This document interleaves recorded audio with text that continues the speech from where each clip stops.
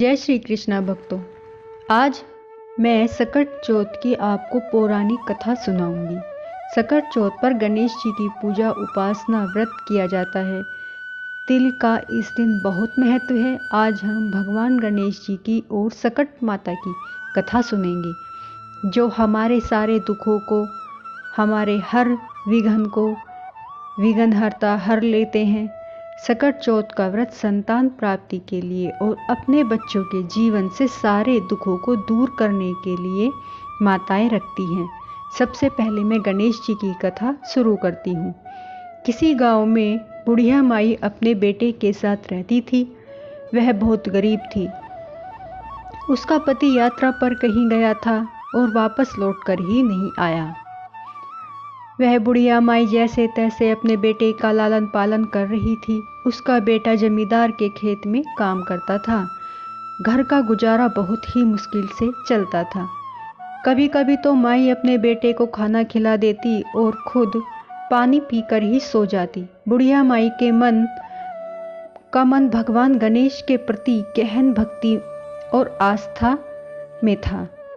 वह माई हर महीने आने वाली दोनों चौथ पर गणेश जी के व्रत करती थी और गरीबी बहुत ज़्यादा थी।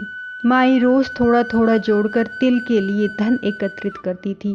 प्रसाद में बहुत थोड़े से तिल भून लेती और भगवान को भोग लगाती और प्रसाद के नाम पर खुद भी थोड़ा सा खा लेती। समय ऐसे ही दुख के साथ कटता जा रहा था। एक समय की बात है, माघ मास की सकट चौथ का व्रत आया। माई ने हर चौथ व्रत की तरह यह व्रत भी रखा। बड़े भाव भक्ति भाव से माई ने व्रत रखा और पूजा की तैयारी करने लगी। बेटा भी रोज की तरह काम पर जाने लगा। जब वह काम पर जाने लगा तो रास्ते में कुछ औरतों ने, जो उसकी माँ की भक्ति से पूजा पाठ से बहुत चिढ़ती थी, उसे रोककर कहा, तुझे तो तेरी माई भरपेट खाना भी नहीं खिलाती और खुद तिलकुट भूनकर खाती है। बेटे को उनकी बातों पर यकीन नहीं हुआ और बोला, मेरी माँ ऐसा कभी नहीं कर सकती। तब औरतों ने कहा, अगर ऐसा है तो अभी काम पर मत जा और थोड़ी देर रुककर खुद देख लेना। लड़का रुक गया। उधर उसकी माँ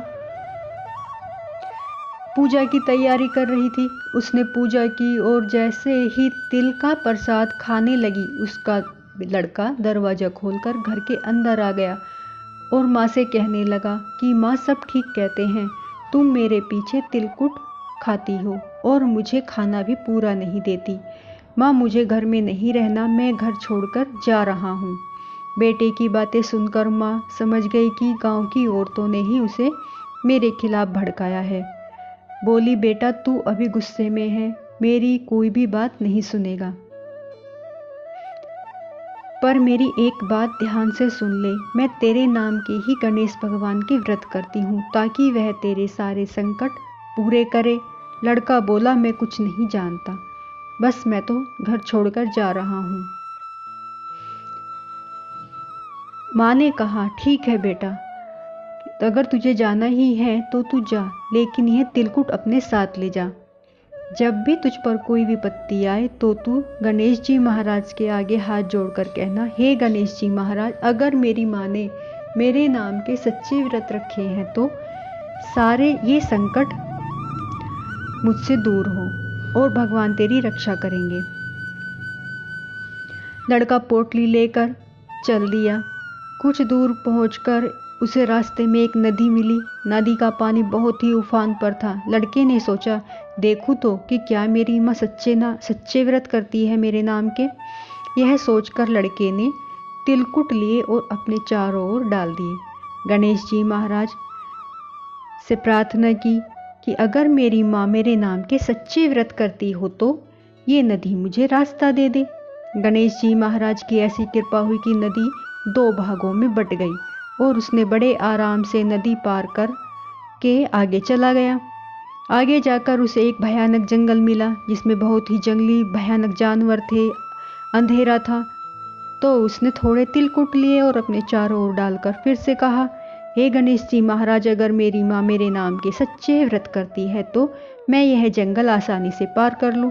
उसने जंगल आसानी से पार कर लिया। आगे जाकर उसे एक राज्य मिला जो बहुत ही समृद्ध राज्य था। वह राज्य में घूमता फिरता उसे देख रहा था, तभी उसने एक औरत को देखा जो मालपुए बना रही थी और रो रही थी। उस लड़के को बड़ा आश्चर्य हुआ और उसने उस औरत से जाकर पूछा, हे माई, तुम मालपुए भी बना रही हो और रो भी रही हो, इसका क्या कारण है? तब माई ने उत्तर दिया, बेटा, इस राज्य पर एक श्राप है जिसकी वजह से अग्नि अपना तेज नहीं दिखाती। बर्तन, तलवार, औजार कुछ भी अग्नि में पकते नहीं हैं। इस श्राप के निवारण के कारण राजगुरु ने एक उपाय बताया था कि आओ में जब भी बर्तन, तलवार आदि कुछ भी पकाएं तो एक मानव की बलि दे। राज्य की भलाई के लिए इस राज्य में ये नियम है कि हर 6 महीने में एक घर से एक पुरुष अपनी इच्छा से ही बलि देता है। और आज मेरे इकलौते बेटे की बारी है जिसे मालपुए बहुत पसंद है, इसीलिए मैं उसके लिए मालपुए बना रही हूँ और आज वो मुझे छोड़कर चला जाएगा, यह सोचकर रो रही हूँ। उस औरत की बात सुनकर लड़का बोला कि ये मालपुए मुझे खिला दो, मैं तुम्हारे बेटे की जगह जाऊंगा। तब माई ने कहा कि नहीं बेटा, तुम क्यों जाओगे, मेरा ही बेटा जाएगा। लड़के ने कहा कि नहीं, मुझे कुछ नहीं सुनना, सैनिकों के साथ मैं ही जाऊंगा। जब दूसरे पहर में सैनिक आए तो लड़का उनके साथ चला गया। सैनिकों ने लड़के को ले जाकर आव में बिठा दिया।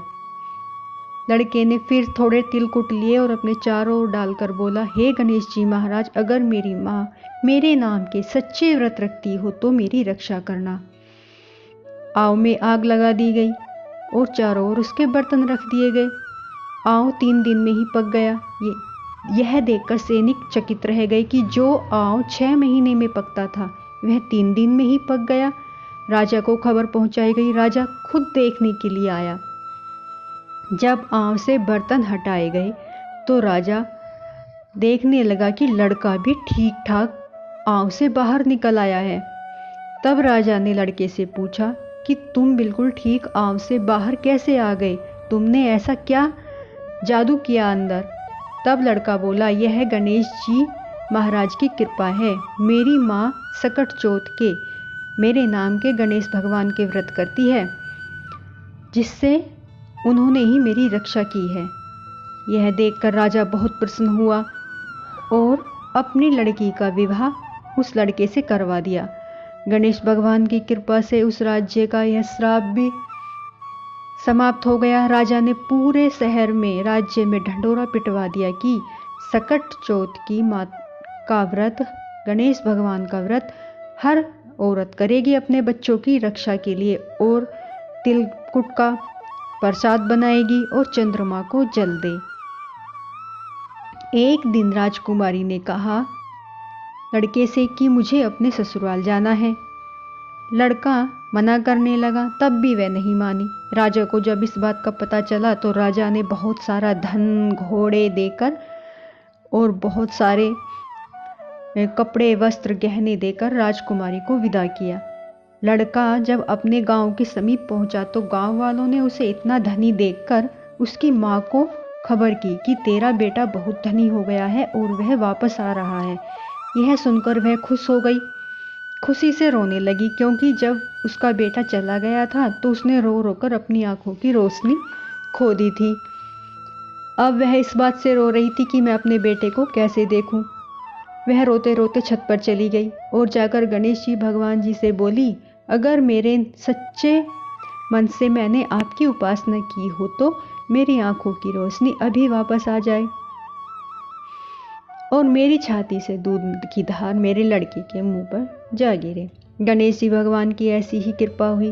बुढ़िया माई को दिखने लगा और उसकी भक्ति के सत से उसका दूध उसकी बेटे के मुंह पर जाकर धार गिरी। यह देखकर बहू भी बहुत खुश हुई अपनी सास की भक्ति देखकर।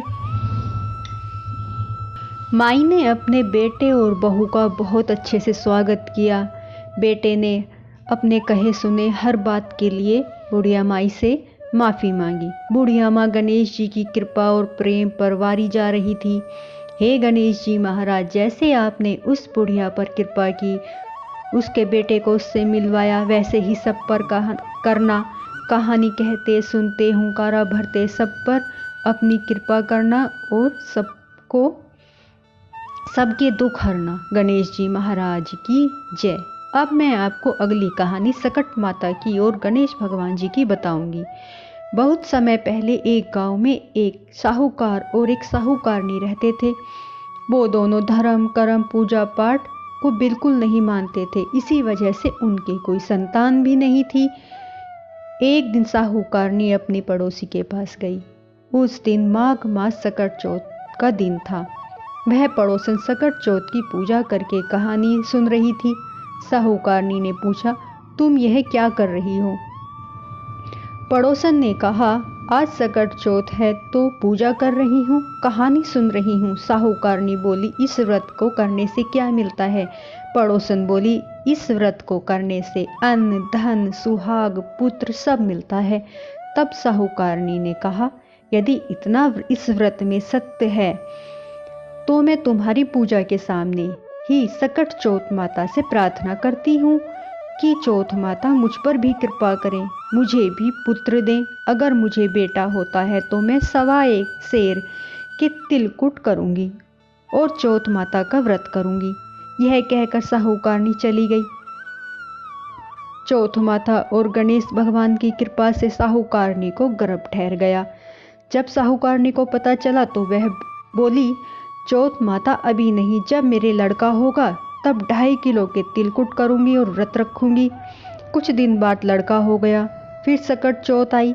वह बोली, चौथ माता, हे गणेश जी महाराज, अभी नहीं, जब मेरे बेटे का विवाह होगा तब करूंगी। तब 5.25 शेर के तिलकुट करूंगी और व्रत रखूंगी। कुछ वर्षों बाद उसके बेटे का विवाह होने लगा। तब भी साहूकारनी ने अपना व्रत पूरा नहीं किया। जब बेटे ने 3 फेरे ले लिए तब चौथ माता गरजती हुई आई और उसके बेटे को उठाकर एक पीपल के पेड़ पर ले जाकर बैठा दिया। सबने बहुत ढूंढा, लड़का नहीं मिला। एक दिन जिस लड़की से उसका विवाह होने वाला था वह लड़की जंगल में गणगौर पूजा के लिए दूब लेने के लिए गई। रास्ते में पीपल का पेड़ पड़ा। पेड़ से आवाज आई, ओ मेरी अर्धभ्याई। यह सुनकर वह डर गई और चुपचाप घर आ गई। अब जब भी वह जंगल जाती यही आवाज उसे सुनाई देती और वह सुनकर डर जाती। कुछ समय बाद उसकी माँ ने उससे कहा कि बेटी, तू इतना सूखती क्यों जा रही है? तब लड़की ने सारी बात बताई अपनी माँ को कि माँ, जब मैं जंगल में जाती हूँ तो ऐसे आवाज आती है। उस लड़के ने सेहरा लगा रखा है, मेहंदी लगा रखी है और बोलता है, ओ मेरी अर्धविहाई। लड़की की माँ उसके साथ जंगल गई और उसने जाकर उसको पहचान लिया कि यह तो मेरा जमाता है। लड़की की माँ ने कहा, तुम यहाँ क्यों बैठे हो? वह लड़का बोला, मेरी माँ ने सकट चौथ का तिलकुट और व्रत बोला था जो नहीं किया। इससे चौथ माता ने गुस्से में आकर मुझे यहाँ पर बैठा लिया। यह सुनकर लड़की की माँ साहूकारनी के पास गई और सारी बात बताई। यह सुनकर वह बहुत दुखी हुई और बोली, सकट चौथ माता, मुझे क्षमा करे, मेरा बेटा घर वापस आ जाएगा तो मैं 2.5 मन का तिलकुट और व्रत करूंगी।